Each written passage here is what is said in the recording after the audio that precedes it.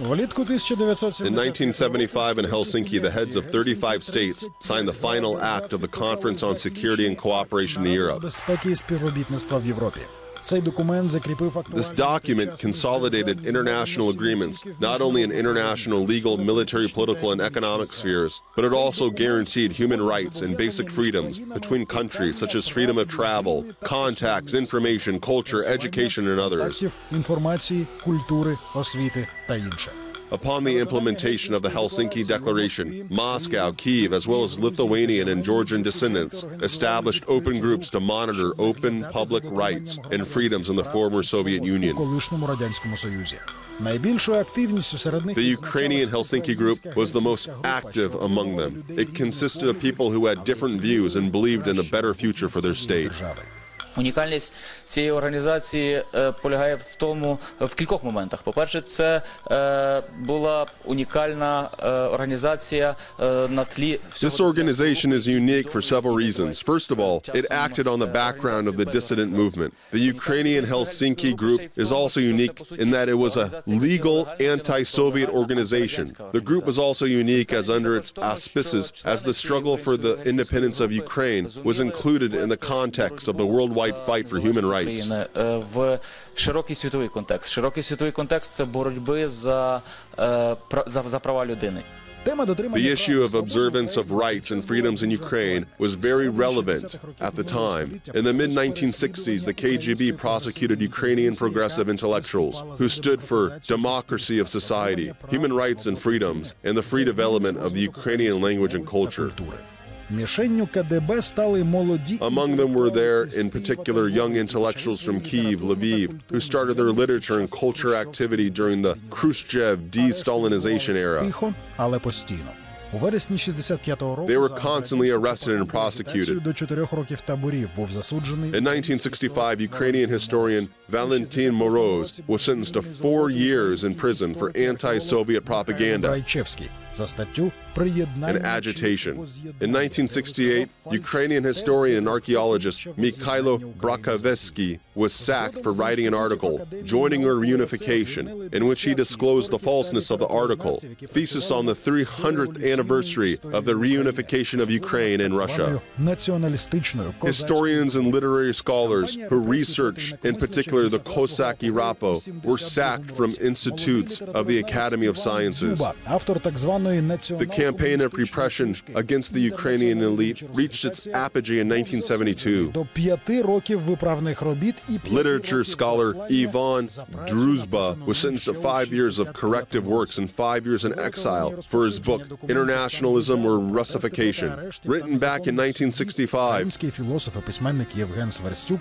Ukrainian philosopher and writer Yevhen Svertstuk was sentenced to 7 years of imprisonment in concentration camps and 5 years of exile for manufacture and distribution of documents of samizdat, self-publication, and protests against illegal arrests.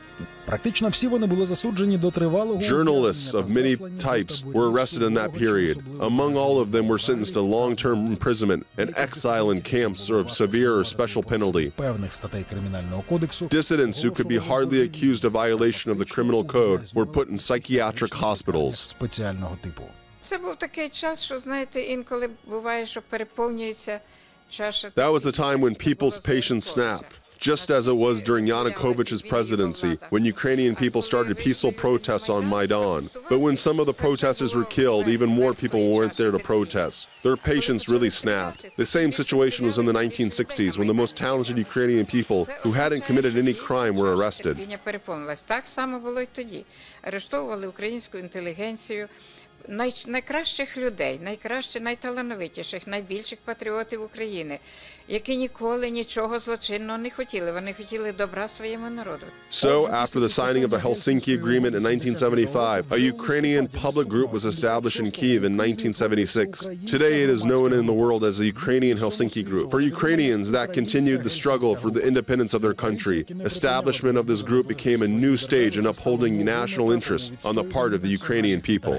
Українська нація ніколи не переставала боротися за незалежність. І тому звинувачення в тому, що The Ukrainian nation never stopped struggling for independence, and only people that poor knowledge of Ukrainian history can confirm that Ukrainians gained independence without any effort. The struggle of the Ukrainian insurgent army for independence finished in 1956. Being well aware of Ukrainian history, I understand every new war was started by a new generation. So, there was no longer any sense in continuing the struggle after 1956. The next struggle came 25 years after that. But I am living for today, and I have to come up with a new strategy. So I worked out a strategy of a peaceful struggle for the independence of Ukraine. Я розробив стратегію мирної боротьби за незалежність України. Те, що національно-визвольна боротьба зусиллями групи, це дійсно... The tact of the group to carry out the national liberation struggle was a national approach. It entered the stage in the format of the world struggle for human rights.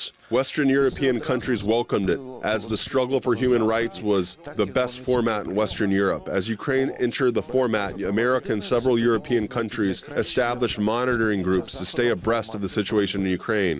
But the major question was how the Soviet power will perceive the establishment of the human rights group. В моніторинговій групі в Америці, в Україні і в Європі для того, щоб перевіряти, а як справді ось з'явилася правозахисна група, подивимося, як радянська влада буде її сприймати. The Ukrainian Helsinki Group was headed by writer Mykola Rudenko. During World War II, he worked as an officer political worker and later as a party official in a writers' organization. General of the Soviet Army Petro Hirorenko, a participant of World War II, was also dismissed for criticism of the Soviet Union. He was his close friend. Українська гельсінська група створювалася у моїй хаті і в моїй присутності. The Ukrainian Helsinki Group was established in my presence right in front of my apartment. First, Mykola and General Hirorenko agreed about the establishment of the group in Moscow. When Hirorenko came from Moscow, that was the first issue on our agenda. He said members of the Ukrainian Helsinki Group could immediately be arrested, so we would not even have time to develop our activity. Що треба бути готовим до того, що нам навіть не дадуть розвернути роботу. It was a questionable matter. The first group consisted of 10 people, among them Rudenko, Berdink, Herenko, Lunienko. There were many among them. But the issue was that what way could we announce the launch of our organization? If the group was open, the members of the organization would risk being arrested for anti-Soviet activity. If it wasn't, the consequences of its activity could be much worse. Я запропонував до тої декларації поставити наші... I suggested including last names of 10 members of the group, their phone numbers and addresses in the declaration. It meant that we would have to gather facts of violation of human and national rights all over the Soviet Union and distribute documents in accordance with Article 19 of the Declaration of Human Rights, regardless of state borders. I did not want to be an underground organization. Відповідно до статті 19 Декларації прав людини. Я і так хотів, щоб це була не підпільна організація. In order to mollify the accusations of KGB officers during interrogation, Адже чекісти нас будуть кликати і допитувати. we had to contradict the fact that an underground organization had been established. So we wrote down our last names, addresses, and phone numbers in the declaration of the organization. In short, the members of the group used methods of conspiracy work. На випадок арешту We agreed with each other that we would be asked, who wrote the document? Each of us would respond, I wrote it. Of course, not everyone took part in writing the document, so it was difficult to agree on all the issues. We did it to prevent the split of the organization and did not allow the KGB officers to put us up against one each other. Один проти одного і таким чином добитися бажаним їм показів. У декларації Української Гельсінської групи It was stated in the declaration of the Ukrainian Helsinki Group that the organization had 4 basic tasks: to make Ukrainian society aware of the Declaration of Human Rights, to provide fulfillment of articles of the final act of the Conference on Security and Cooperation in Europe, to represent Ukraine as a separate delegation at all international conferences, and to accredit representatives of the foreign press in Ukraine. The declaration also proclaimed that the group had humanitarian and legal motives rather than political ones, and its major aim was to let the world community know about violations of human rights in Ukraine. Тоді за права людини боролася Португалія, тоді в Греції боролися проти чорних полковників. At that time, Portugal also struggled for human rights, and Greece fought against a military junta.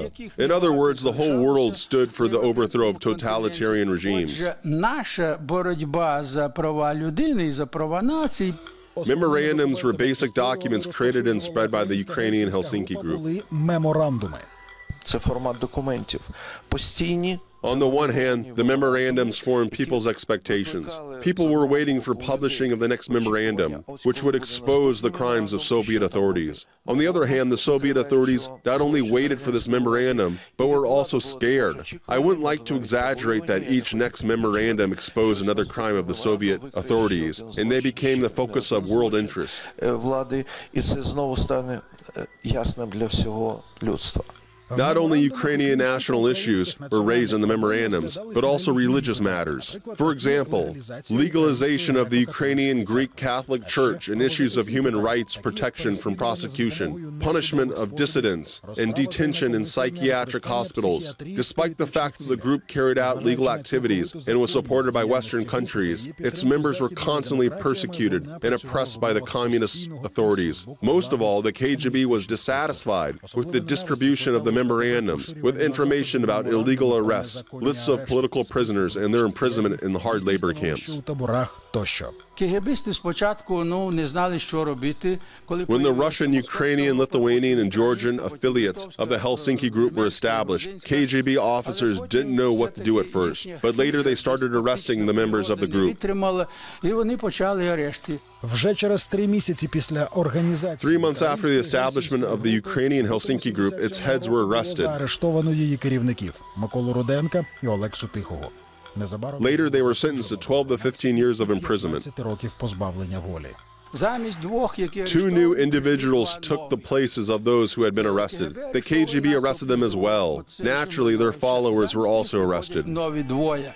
In this way, Ukrainian patriots constantly proved to the Soviet authorities that they were not going to stop their struggle. By 1980, the majority of the group members had been already arrested and sentenced to 10 to 15 years in prison. By Soviet law of that time, the maximum term of imprisonment was 15 years. Арешти розгорнулися з новим розмахом. Того ж року були заарештовані за In звинуваченням 1980, the number of illegal arrests increased. In 1980, many others were arrested on charges of anti-Soviet propaganda. Arrests lasted until the mid-1980s. Only several members of the organization succeeded to escape arrest, having immigrated abroad. Facts of the activity of the Ukrainian Helsinki Group were striking. In total, the members of the Ukrainian Helsinki Group served over 170 years of imprisonment in camps, prisons, and psychiatric hospitals.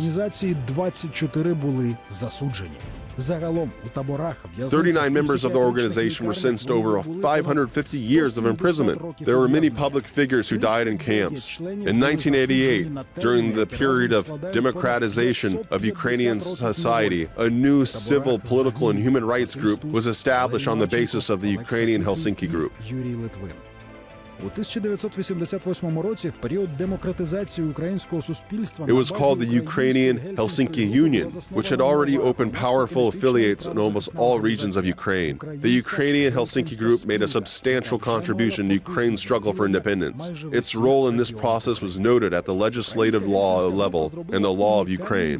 On legal status and commemoration of participants of the struggle for independence in the 20th century was adopted by the Verkhovna Rada in 2015. За незалежність України у 20 столітті, який був ухвалений Верховною Радою в квітні 2015 року, українська Гельсінська група The Ukrainian Helsinki Group was recognized as a participant in the struggle for independence of Ukraine in the 20th century.